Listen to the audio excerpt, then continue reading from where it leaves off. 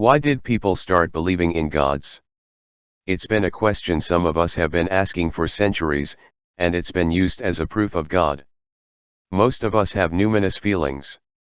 We wonder and marvel at existence and nature and the universe. Why would we have those feelings if no God existed? Why indeed? Perhaps because life is amazing even when it's hard? We started by believing in spirits. We might call them souls. Everything had one, including places. Some good, some not so good. And we naturally had a spirit too. Why? Interestingly, it's because of our emotions. More on where they come from later. But think about it, we've all experienced good or bad feelings in different places. A person walks into a house and says things like, "It's like coming home. The house is so welcoming."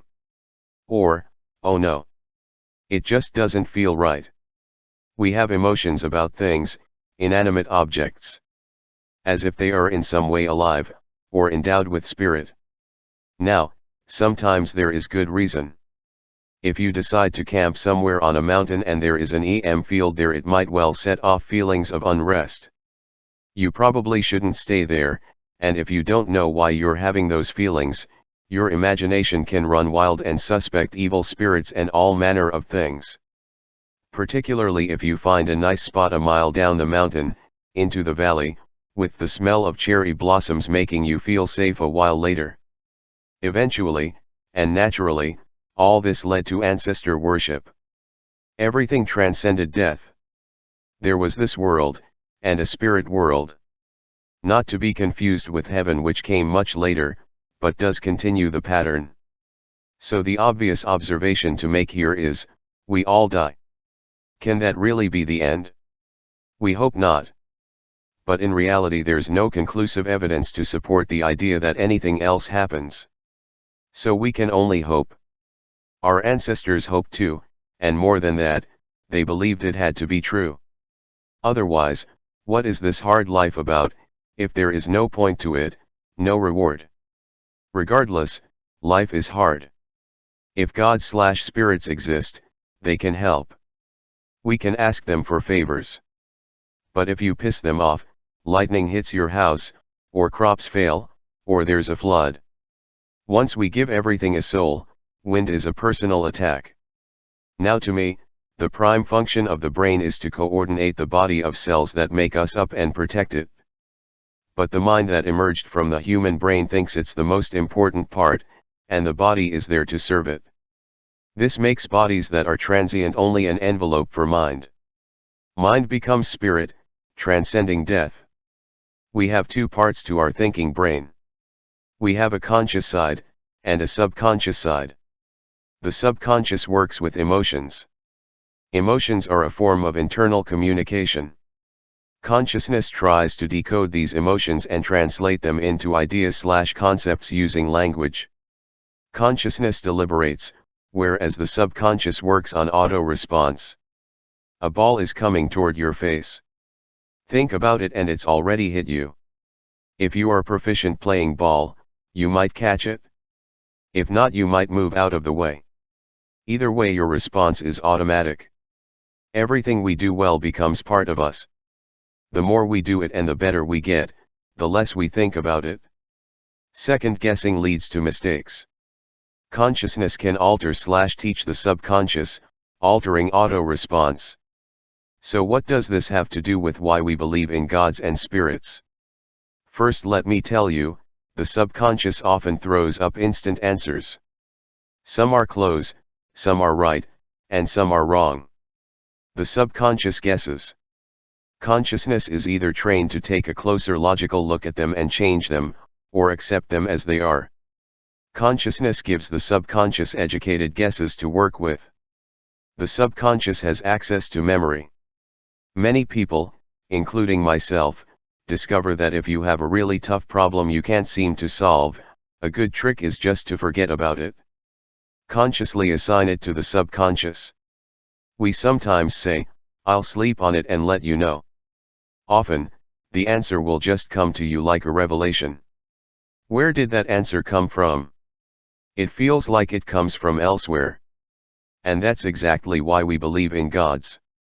Musicians and writers will tell you, the character, or the song, just seemed to take on a life of its own. It wrote itself. In the Bible, Moses is told to go to Egypt and tell Pharaoh to set his people free. Moses says, "God, I'd love to, but you got the wrong guy. I wouldn't know what to say." And then God gets a little annoyed with him and says, "Who do you think puts words in your mouth? I don't make mistakes. Do what I tell you and I'll guide you and give you the words." In an interview I saw with a Native American, he said, "Our tradition tells us that when we have an innovative idea, it's the gods teaching us." So in the minds of our ancient ancestors, they were incapable of coming up with good ideas on their own. Innovation came from elsewhere. It had to. We hear it all the time. In Sumerian myth, the gods teach them everything. Yet we now see they would assume that because innovative ideas don't come from consciousness directly.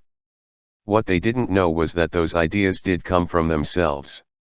Just like musicians and writers, ancient people were drawing on their own subconscious. No gods, spirits, or ancestors required. We hear people say God talks to them. This is their subconscious. People have an inner dialogue and brain that, if trained or manipulated, can give you any spiritual experience you want to have. In the 1970s, Dr. Persinger of Laurentian University started doing experiments with an EM pen. When he put it on certain places on the brain, people reported spiritual experiences. Later he created what became known as the God helmet. People reported having all kinds of ultra-real experiences. Some spoke to God, demons, angels, aliens, and some people talked to the guy they sat with in the waiting room, or met on the bus.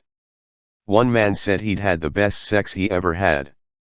Obviously, the people who were in the waiting room didn't share the experience. It showed that the brain is capable of constructing ultra-real experiences that were not real. And they were diverse, meaning the individual experienced something they believed in, or wanted to experience. Self-hypnosis, drugs, and training the brain in the Eastern mystical arts can all achieve the same results. You can have out-of-body experience, reach states of mind in which you just know and understand and see yourself as part of the totality, or anything you aim for. Is it all just an illusion? No. It's a journey into the subconscious, and self. We are connected to everything else. Science shows that clearly. Nothing wrong with experiencing/feeling it. This is an amazing world/universe, life. Nothing wrong with being in awe of it all. I am. But are there gods? There's no evidence for or against them. It can't be proven or falsified.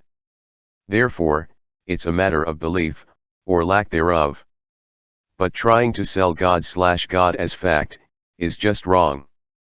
And we know now that our spiritual experiences may not be what we think they are. The way our brain works facilitates spirits and gods, without the need for any to have actually existed.